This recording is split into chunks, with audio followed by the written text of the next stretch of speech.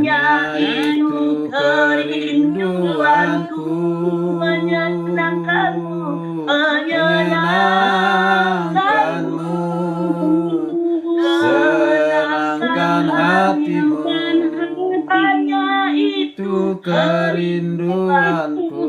Kembali dari awal kita nyanyikan pujian ini. Tuhan, mau menyenangkanmu. Amin. Tuhan, bentuklah hati ini jadi bejana untuk hormat-Mu. Cemerlang bagai emas murni, Tuhan serahkan hatiku, semua ku berikan padamu. Kuduskan hingga tulus selalu, agar aku menyenangkanmu, menyenangkanmu, senangkanmu, hanya itu kerinduanku, menyenangkanmu, senangkan hatimu, hanya itu kerinduanku, menyenangkanmu, senangkanmu, hanya itu kerinduanku, menyenangkanmu, senangkan hatimu, hanya itu kerinduanku. Lagi katakan menyenangkanmu, menyenangkanmu, senangkanmu, hanya itu kerinduanku, menyenangkanmu, senangkan hatimu, hanya itu kerinduanku, hanya itu kerinduanku. Sekali lagi katakan, hanya itu kerinduanku. Saya serahkan kepada hambanya yang akan menyampaikan sharing firman Tuhan. Baik, mari kita berdoa. Kerinduan hati kami setiap saat adalah menyenangkan hati Tuhan, seperti pujian yang sudah kami naikkan kepada Tuhan. Itulah kerinduan hati kami, sebab Tuhan menghendaki supaya kami senantiasa menyenangkan hati-Mu, dan melalui hidup kami Tuhan selalu dipermuliakan. Kami menyenangkan hati Tuhan ketika kami mau melakukan perintah Tuhan, kehendak Tuhan, terutama di mana Tuhan percayakan, Tuhan telah panggil kami, pilih kami, tetapkan kami, utus kami untuk terus melayani Tuhan di tengah-tengah bangsa ini, terutama di Indonesia, di gereja Tuhan yang Tuhan percayakan kepada kami, Jemaat Injil Gereja Masai Indonesia, secara khususnya untuk klasis Jawa dan Sumatera. Terima kasih Tuhan. Kami telah memuji, menyembah, mengagungkan nama Tuhan, dan saatnya kami akan bersama-sama mendengarkan firman-Mu sekalipun melalui Zoom online. Tapi kami percaya firman Tuhan hari ini ketika Roh Kudus yang menolong kami dipimpin bukan saja untuk mengerti, tetapi untuk siap menerima, mengerjakan, melakukan dalam kehidupan kami, sehingga pelayanan kami boleh berdampak bagi gereja yang Tuhan percayakan untuk kami gembalakan. Terpujilah nama Tuhan. Kami serahkan pemberitaan firman Tuhan dari awal hingga selesai, dan kiranya Tuhan yang dipermuliakan dalam Kristus Yesus, firman yang hidup. Kami telah berdoa dan mengucap syukur. Amin. Baik, shalom. Ya, selamat pagi Bapak Ibu, para hamba Tuhan yang hebat, yang luar biasa. bersama-sama kembali kita berfellowship di Klasis Jawa Sumatera, King Mi maksudnya. Baik Bapak Ibu, saya menyampaikan firman Tuhan diambil dari Kisah Para Rasul. Kisah Para Rasul pasal yang kedua ayat 41 sampai 47. Ini ayat yang mungkin sudah sering kita baca, bahkan mungkin juga di antara kita mungkin sudah pernah mengkhotbahkan Kisah Rasul 2 ayat 41 sampai 47. Karena ini adalah lewat Zoom, saya membaca atau Pak Prakoso mungkin bantu kita. Sudah ketemu belum baca Pak? Mungkin yang lain bisa mengikuti di dalam hati. Kalau nanti bersama-sama agak susah kecuali satu gedung pertemuan ya.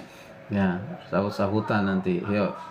Pak Paulus. Kisah Para Rasul 2 ayat 41 sampai 47. Oke. Beginilah firman Tuhan, cara hidup jemaat yang pertama. Orang-orang yang menerima perkataannya itu memberi dirinya dibaptis, dan pada hari itu jumlah mereka bertambah kira-kira 3.000 jiwa. Mereka bertekun dalam pengajaran rasul-rasul dan dalam persekutuan, dan mereka selalu berkumpul untuk memecahkan roti dan berdoa. Maka ketakutanlah mereka semua. Sedang rasul-rasul itu mengadakan banyak mujizat dan tanda. Dan semua orang yang telah menjadi percaya tetap bersatu. Dan segala kepunyaan mereka adalah kepunyaan bersama. Dan selalu ada dari mereka yang menjual harta miliknya, lalu membagi-bagikannya kepada semua orang sesuai dengan keperluan masing-masing.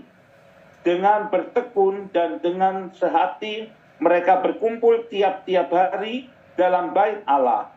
Mereka memecahkan roti di rumah masing-masing secara bergilir dan makan bersama-sama dengan gembira dan dengan tulus hati, sambil memuji Tuhan, sambil memuji Allah, dan mereka disukai semua orang, dan tiap-tiap hari Tuhan menambah jumlah mereka dengan orang-orang yang diselamatkan.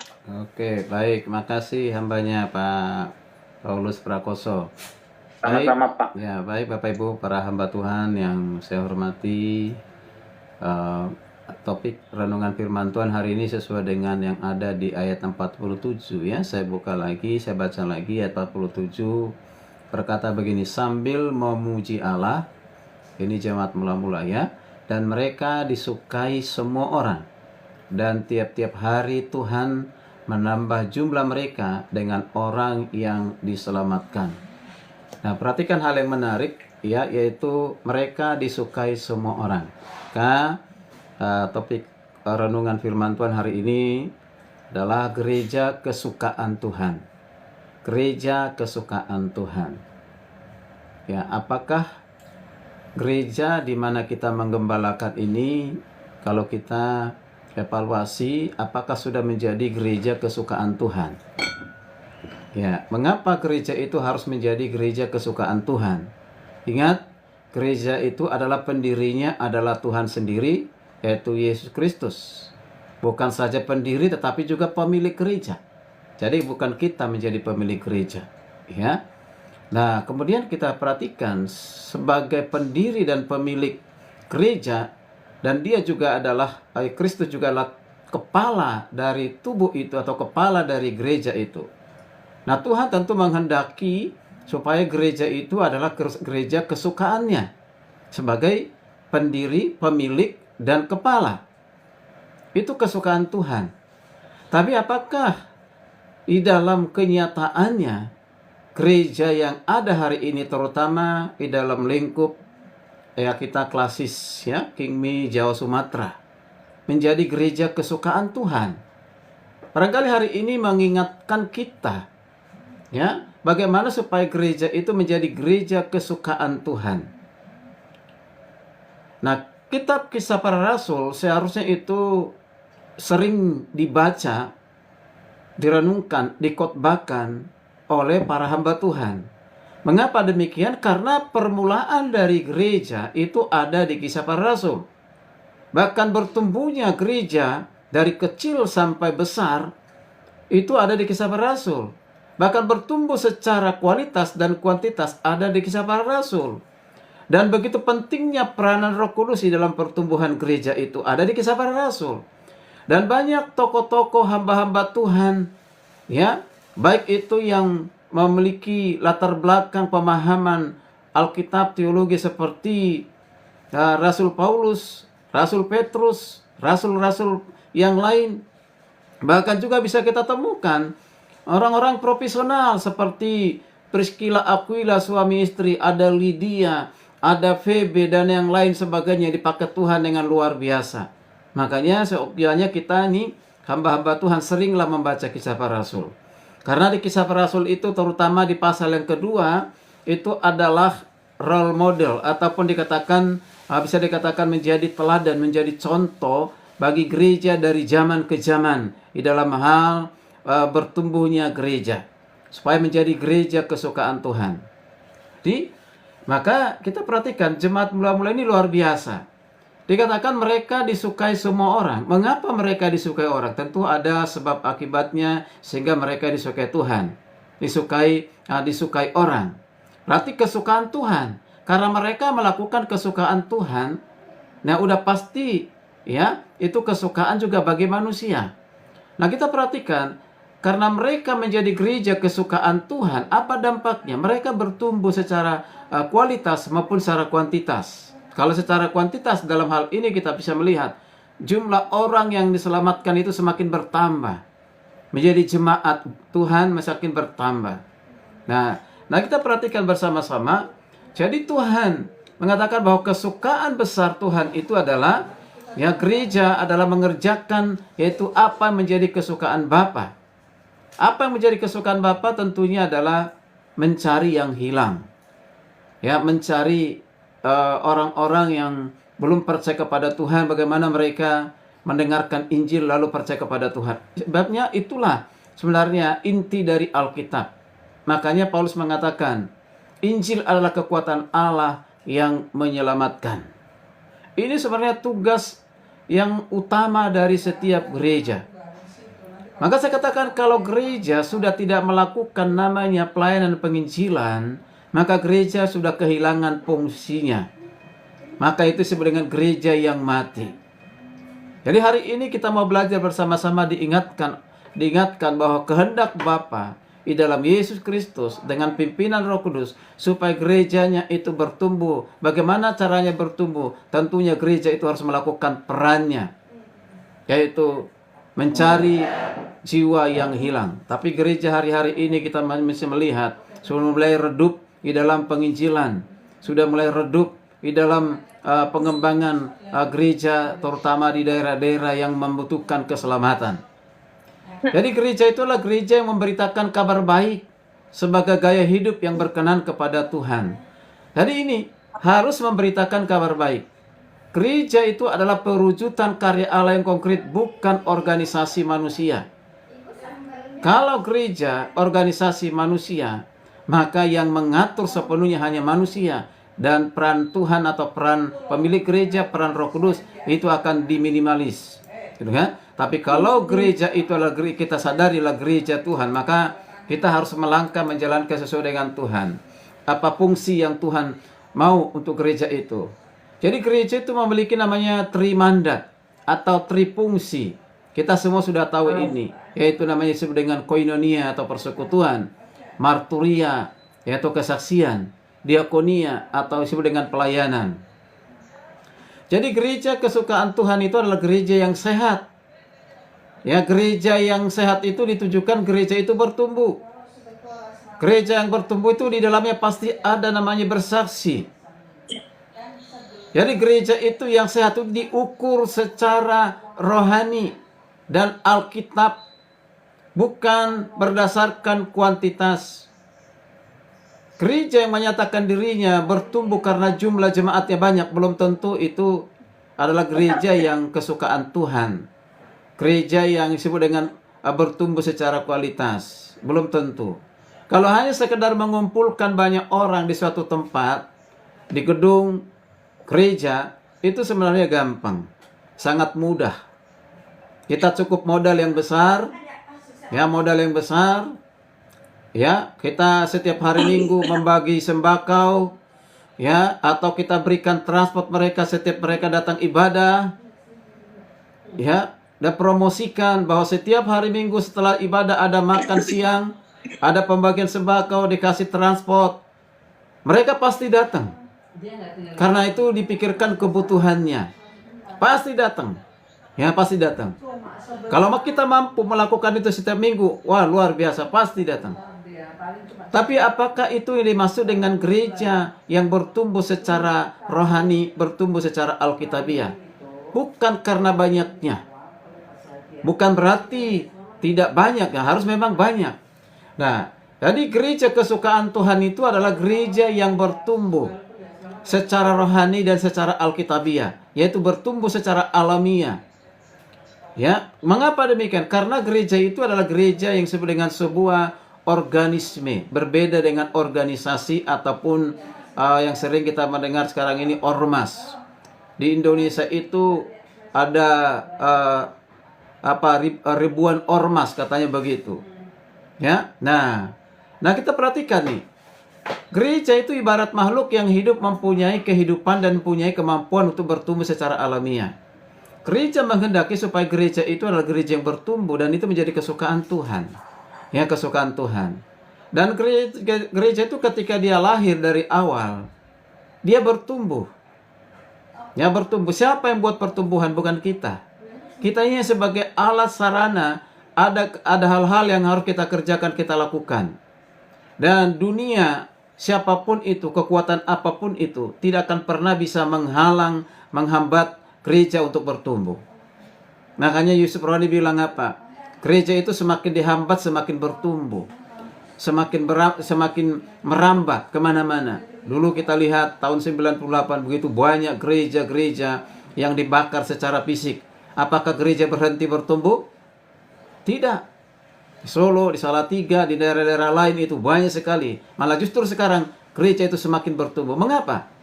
Karena ada kekuatan di belakang yang tidak dilihat oleh orang lain, yang diketahui hanya orang Kristen, yaitu namanya Roh Kudus. Roh Kuduslah yang membuat gereja itu semakin bertumbuh. Maka dia kata semakin dihambat, semakin merambat.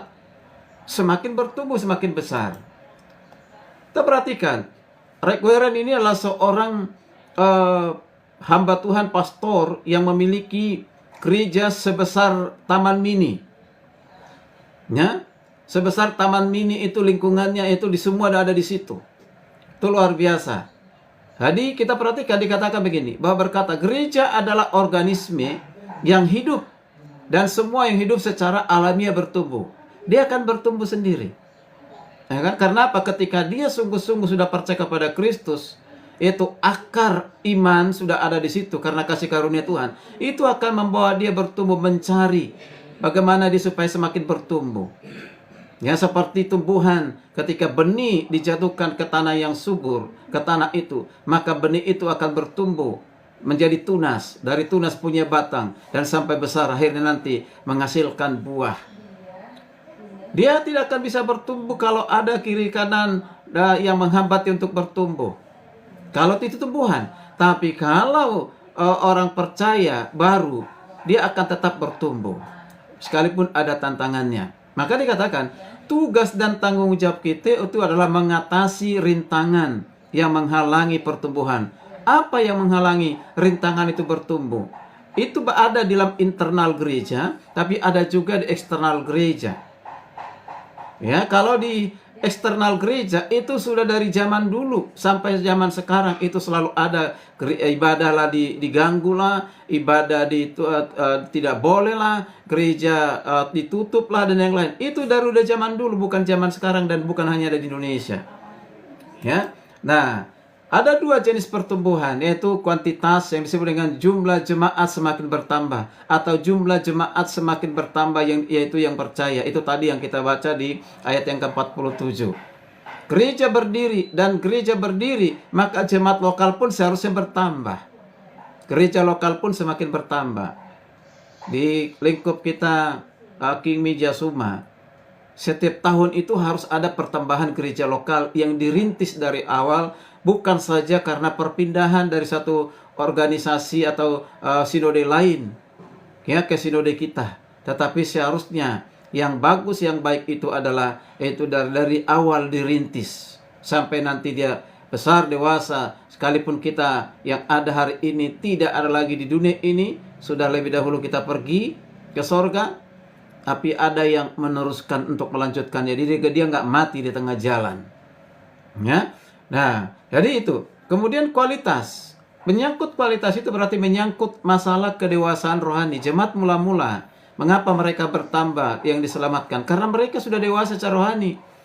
Dewasa rohani itu ditunjukkan dengan apa? Teguh dalam pengajaran, teguh dalam iman. Ya, kemudian gereja yang kualitas itu akan semakin banyak jemaat terlibat di dalam pelayanan, akan mengambil bagian di dalam pelayanan. Dia merasa terbeban untuk melayani. Nah, itu bisa dilihat dari kualitas rohani dari jemaat.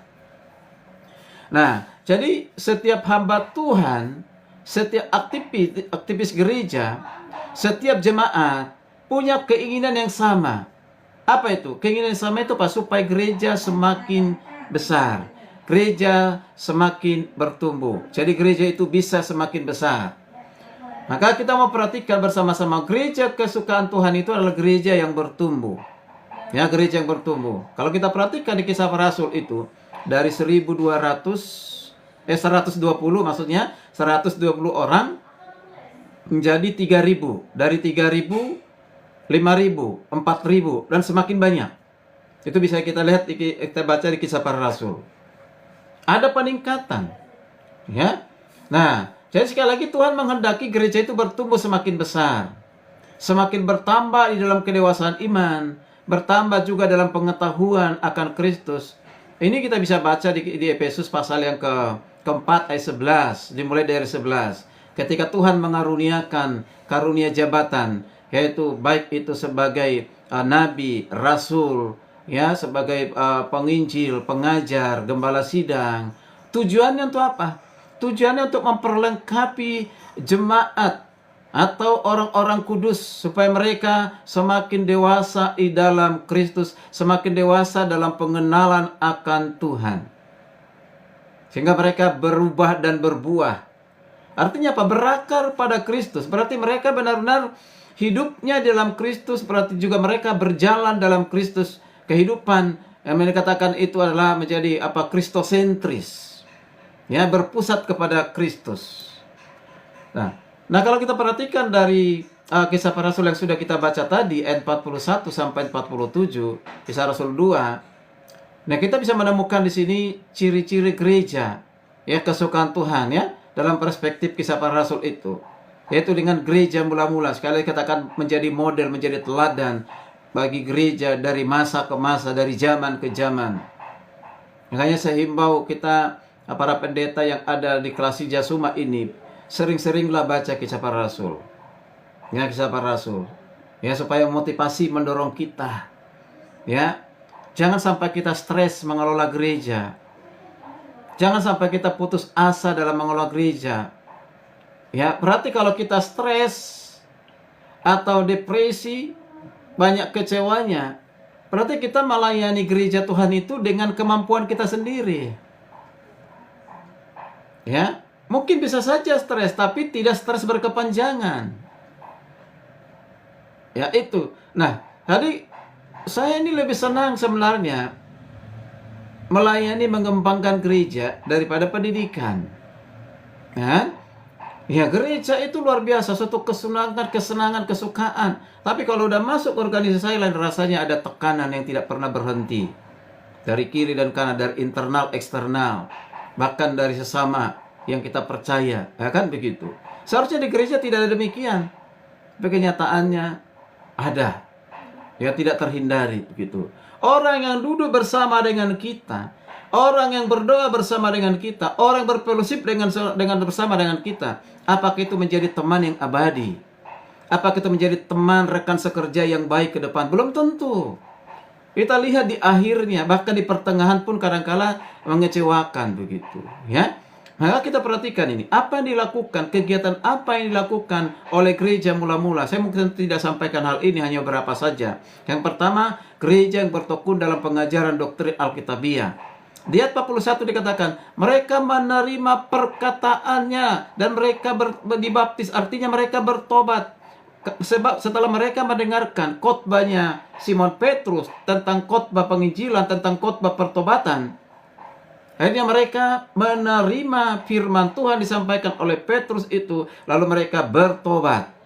3.000 orang dikatakan oleh Alkitab itu luar biasa. Itu dahsyatnya karena Roh Kudus dipakai Tuhan itu Petrus. Ini berarti gereja itu harus gereja yang bertobat. Lalu kita perhatikan di ayat selanjutnya, ayat 42 dikatakan, bertekun di dalam pengajaran Rasul. Apa yang diajarkan oleh Rasul? Yang diajarkan Rasul itu murni adalah Injil.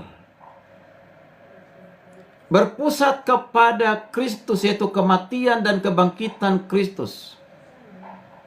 Tapi hari-hari ini sudah banyak khotbah, tidak ada bedanya dengan motivator umum, ya. Ya, hanya menyampaikan berita-berita yang hanya enak di telinga, ya, yang hanya menyenangkan telinga ketika menyampaikan kebenaran yang sesungguhnya menyinggung hatinya dan dia marah, ya kan begitu.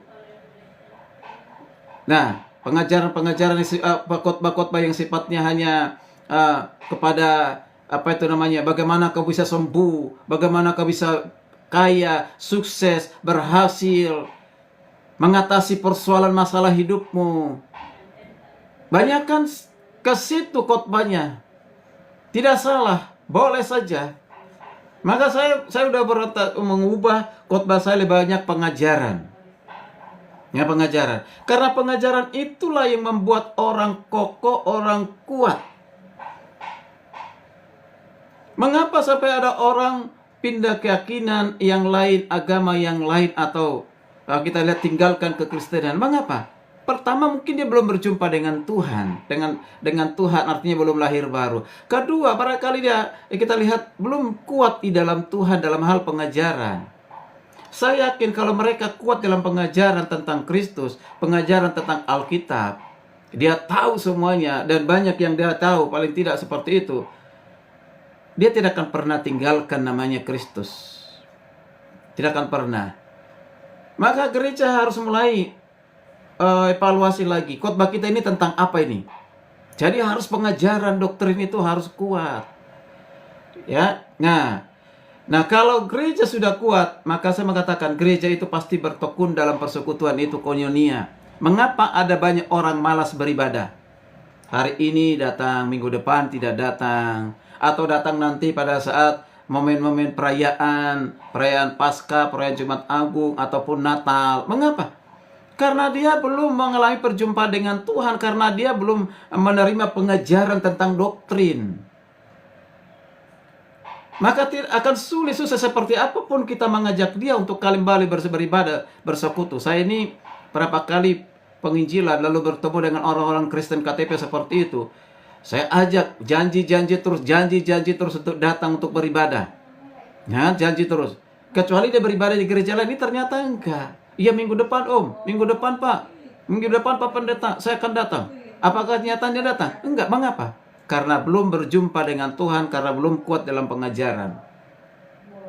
Ya. Nah, yang berikutnya, kalau orang sudah kuat di dalam pengajaran, lalu dia mau bersekutu, baik itu persekutuan di hari Minggu, ya, di hari-hari tengah minggu, ataupun kapan itu kita siapkan, dia akan datang. Kalau dia sudah tahu tanpa kita harus dorong-dorong. Memang tugas kita perlu mengingatkan. Maka dia pasti orang yang bertekun di dalam doa. Mengapa? Pengenalan akan Tuhan membuat dia bersekutu. Maka itu akan mendorong dia untuk berdoa. Tanpa disuruh pun dia akan berdoa. Hari-hari ini banyak orang diperintahkan baru berdoa. Kalau hamba merasa dia hamba Tuhan, dia mau berdoa karena dilihat gembalanya ikut berdoa, hati-hati. Ya kan? Wah, ada gembala, nggak enak kalau kita nggak berdoa. Akhirnya dia berdoa. Kalau nggak ada gembalanya, nggak ikut berdoa. Atau hari ini gembala ada atau tidak? Oh, tidak ada. Wah, tidak ada tuh. Tidak ada, gembala aja nggak ada. Ya, kita nggak usah berdoa. Dorongan untuk berdoa itu bukan karena ada orang lain di luar diri kita, tapi itu lahir dari pengenalan kita akan Tuhan, lahir dari persekutuan kita bersama dengan Tuhan. Kita connect dengan Tuhan. Jadi tanpa diperintah pun kita harus lakukan. Kadang-kadang orang ada berdoa bersama. Ya, berdoa bersama. Udah berdoa, orang lain sungguh-sungguh berdoa. Dia hanya apa? Terakhir, kencang banget. Di dalam nama Yesus, amin. Nah, kan, padahal doanya nggak tahu apa yang didoakan, hanya kelihatan seperti berdoa terakhir di dalam nama Yesus, amin, begitu. Nah, ini luar biasa. Nah, yang berikutnya, kalau gereja itu gereja yang kuat pengajaran, bersekutu, tekun dalam doa, pasti inilah yang menyatukan. Beda fikih, beda latar belakang, beda budaya, beda suku, berbeda ekonomi, ya berbeda dalam banyak hal, tapi perbedaan itu tidak menjadi pemecah, tapi itu bisa menjadi suatu keunikan, bisa bersatu. Mengapa? Karena kita ini satu tubuh di dalam Kristus, satu iman di dalam Kristus, satu keselamatan di dalam Kristus, satu baptisan di dalam Bapa, Anak, dan Roh Kudus. Akhirnya kita satu dalam segala, satu dalam pengharapan. Nah, maka orang seperti ini, maka melihat akan hidupnya itu bukan untuk diri sendiri. Bukan lagi untuk diri sendiri. Aku diselamatkan, aku melayani, bukan lagi untuk melayani diri sendiri, tapi saya juga harus melayani orang lain. Maka gereja itu akan berbagi. Di 45. Peduli kepada sesama. Ya, peduli kepada sesama. Mereka menjual apa yang menjadi milik mereka, dijual. Ya, untuk apa? Untuk berbagi. Maka dikatakan pertumbuhan itu dimulai dari internal. Perhatikan dulu sesama jemaat. Ya, maka Yakobus mengatakan bahwa iman itu dipraktekkan dulu, terutama di lingkungan orang percaya yang seiman. Baru kita kepada semua orang. Ada satu kepedulian. Nah, gereja yang suka-sukaan Tuhan itulah gereja yang suka berbagi. Bukan gereja yang egois, yang hanya memikirkan diri sendiri. Ya, gereja yang kesukaan Tuhan itu adalah gereja yang sehati sepikir satu tujuan di dalam pelayanan.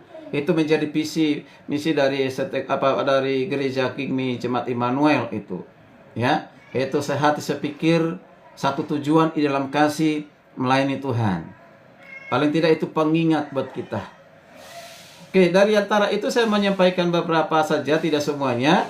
Nah, gereja yang bersatu di ayat 42 tadi katakan, itu persekutuan adalah sesuatu yang sangat penting. Maka kalau gereja tidak bersekutu, tidak mungkin bertumbuh dan tidak bisa bertumbuh. Ada banyak orang membutuhkan kasih dan perhatian.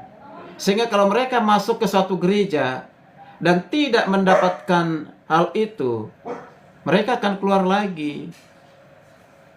Makanya dalam gereja itu ditentukan penerima tamu dari awal sampai dia jemaat itu masuk.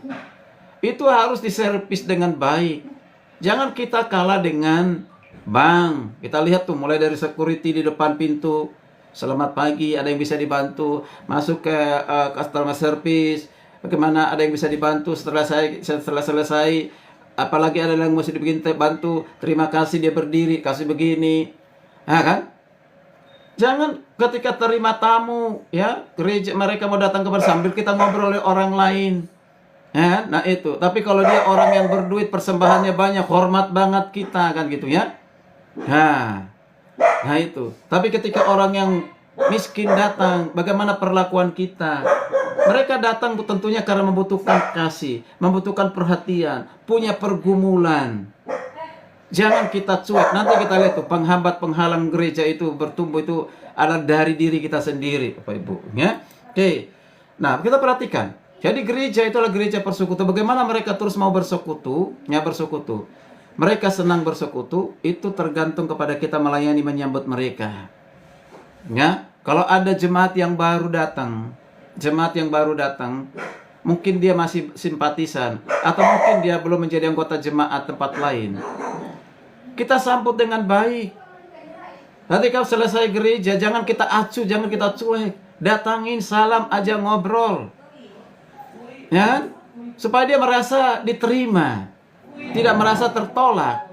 Ketika dia merasa diterima, minggu depan pasti datang lagi. Tapi ketika dia merasa ditolak, dicuekin, jangan harap dia datang minggu depannya lagi. Jadi itu. Nah, yang berikutnya adalah gereja yang bersaksi. Tadi di awal sudah sampaikan itu. Bagaimana kita memiliki belas kasihan kepada jiwa-jiwa yang terhilang, Bapak Ibu. Nah, ini penting sekali. Ya, ini penting sekali.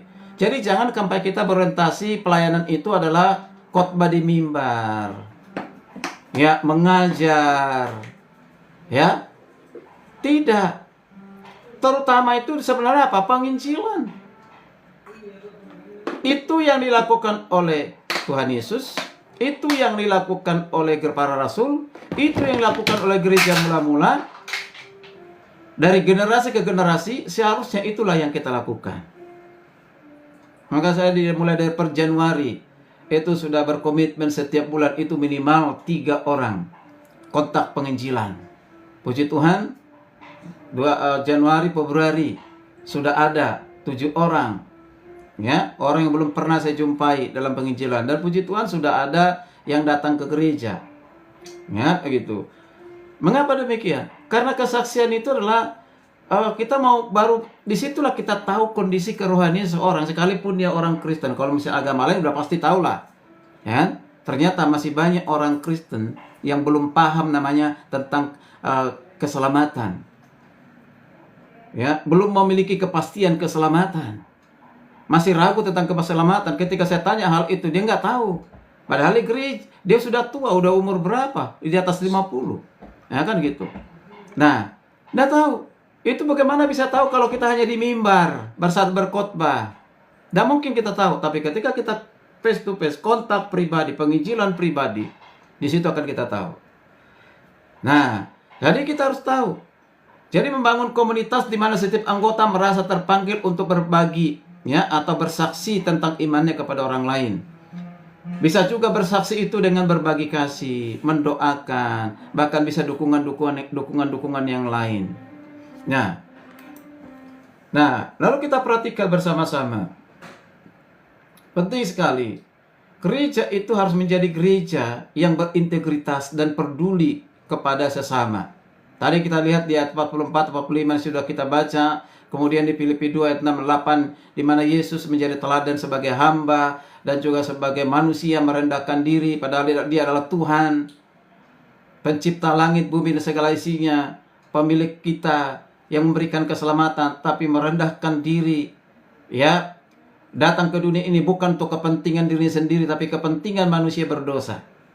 Maka kerendahan hati itu harus dimiliki oleh setiap para hamba Tuhan, para pelayan Tuhan. Kerendahan hati itu apa? Lawan dari egoisme yang hanya memikirkan diri sendiri. Kerendahan hati itu adalah sikap tidak sombong atau angkuh. Jangan sampai kalau kita sudah memiliki gelar sarjana teologi, sarjana magister teologi, doktor teologi dan lain sebagainya, itu punya kapasitas, lalu kita mulai sombong. Kita tidak tahu lagi melihat ke bawah, semuanya lihat ke langit. Hati-hati. Jemaat bisa merasakan itu, kita angkuh tanpa kita ngomong, tanpa kita bicara, mereka udah tahu bahwa kita sombong. Ketika kita cuek acuh dengan orang lain, sombong sekali, siapa dia? Padahal kita baru turun dari mimbar sebagai WL, sebagai pengkhotbah. Nah, karena hati itu adalah sikap mendahulukan orang lain daripada diri sendiri. Perhatikan hal yang praktis saja. Kalau di gereja itu ada makan bersama, kita perlu utamakan jemaat tidak? Atau kita yang lebih dahulu? Ya kan begitu. Itu utamakan siapa? Diri kita sendiri atau orang lain? Yang saya lihat seringkali masih mengutamakan diri sendiri. Bahkan bisa orang lain digeser urutannya. Ya kan, dia nggak mau antri, langsung masuk ke tengah, merasa saya hamba Tuhan, maka saya harus bagian depan. Hal yang sederhana seperti itu. Nah, karena hati adalah sikap yang merendahkan diri dan menjauhkan sikap ego. Karena hati adalah sikap menganggap orang lain lebih baik daripada diri sendiri. Mampu nggak kita untuk melakukan hal itu? Itu luar biasa. Kita belajar. Saya bukan berarti orang yang sempurna dalam hal itu, juga masih bergumul, berjuang Bapak Ibu. Nah, kata mengutamakan orang lain. Mengutamakan orang lain berartilah sikap menjadikan orang lain lebih penting daripada diri kita sendiri. Itulah yang dilakukan oleh Tuhan Yesus. Ya, nah itu. Mengutamakan orang lain berarti sikap mementingkan orang lain. Mengutamakan orang lain berarti sikap mendahulukan orang lain daripada diri sendiri. Dari hal yang sangat sederhana, itu bisa kita lihat. Nah, lalu terakhir kita perhatikan di sini, hambatan dan rintangan gereja itu bertumbuh itu bukan eksternal, bukan karena di luar, itu udah pasti. Gereja sampai hari ini dalam tanda kutip tidak aman dan nyaman kalau melakukan penginjilan, kalau melakukan kehendak Tuhan. Maka bukan berarti kita berhenti, ya, tetap di dalam tantangan hambatan seperti itu kita tetap semangat menyala terus untuk memberitakan Injil. Tapi harus kita atasi hambatan dan rintangan gereja yang di dalamnya, itu internal. Hal-hal yang merusak persekutuan dan gereja itu bertumbuh apa? Sikap acuh tak acuh dari para hamba Tuhan, para pelayan Tuhan pada jemaat. Datang udah terlambat, ketika selesai ibadah cuek dengan orang lain, pulang dengan merasa tidak bersalah, tidak ada beban apa-apa, ya kan? Nah itu yang terjadi. Seharusnya kalau kita punya sikap seperti ini, nggak usah jadi hamba Tuhan, nggak usah jadi pelayan Tuhan. Kita harus ramah, dikatakan dalam Efesus 4 ayat 30 sampai 31. Kita ini harus peramah, bukan pemarah. Kita terus ramah kepada semua anggota jemaat. Sambut dia, salam. Kita nggak capek kok menyalamin jemaat itu. Itu bagian dari keakraban kita dengan jemaat. Ya kan? Salam saja. Mulai kita datang ke gereja, lalu kita lihat, ya, belum ibadah, belum mulai, salam. Ya kan gitu. Dah harus mereka mendahului kita untuk masalah kita bisa mendahului. Mereka merasa nyaman dengan hal seperti itu, merasa diterima. Jangan acuh, jangan cuek. Ya, kemudian faktor iri hati. Iri hati itu apa? Kok dia terus yang khotbah? Ya kan, kok saya enggak? Saya juga kan punya mutu, saya juga punya kualitas.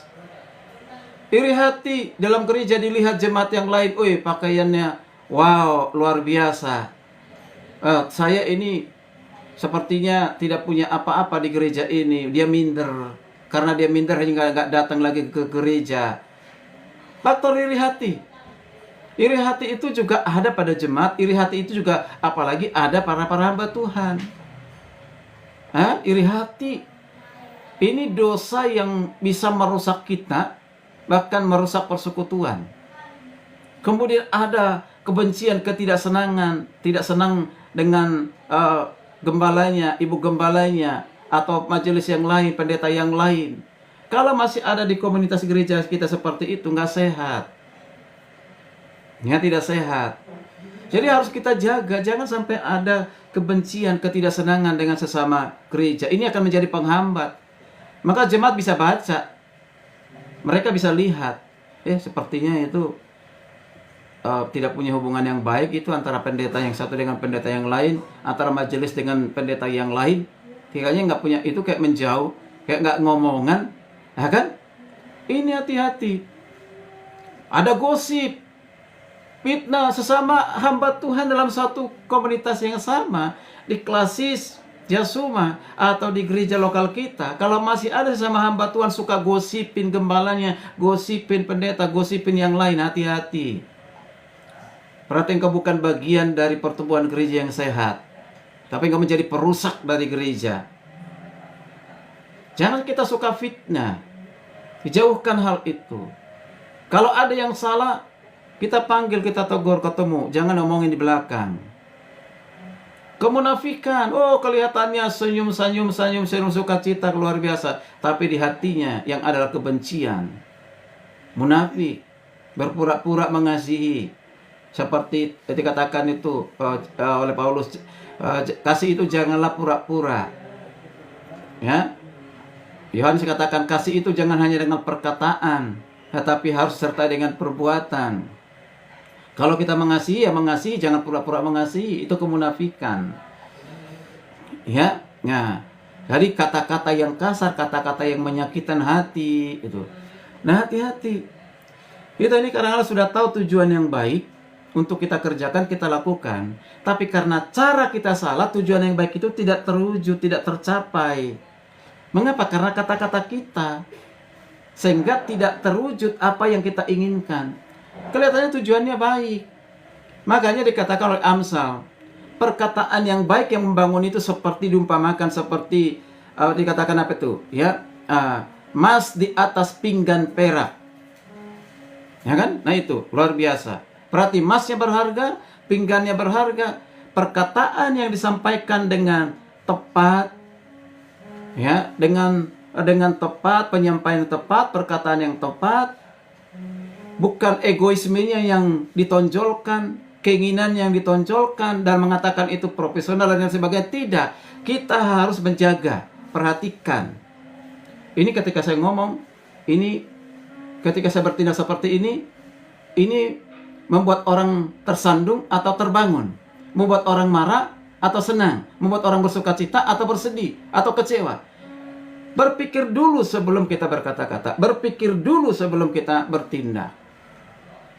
Itu penting sekali. Sehingga kata-kata kita itu kata-kata yang membangun, tidak kata-kata yang menyakitkan.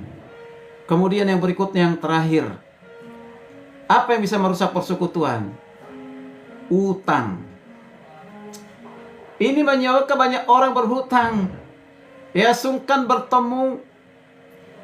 Ya, ketika kita meminjamkan uang kepada jemaat atau kita meminjam dari jemaat, sehingga kita nggak bisa bayar, nggak enak ketemu. Sungkan untuk ketemu.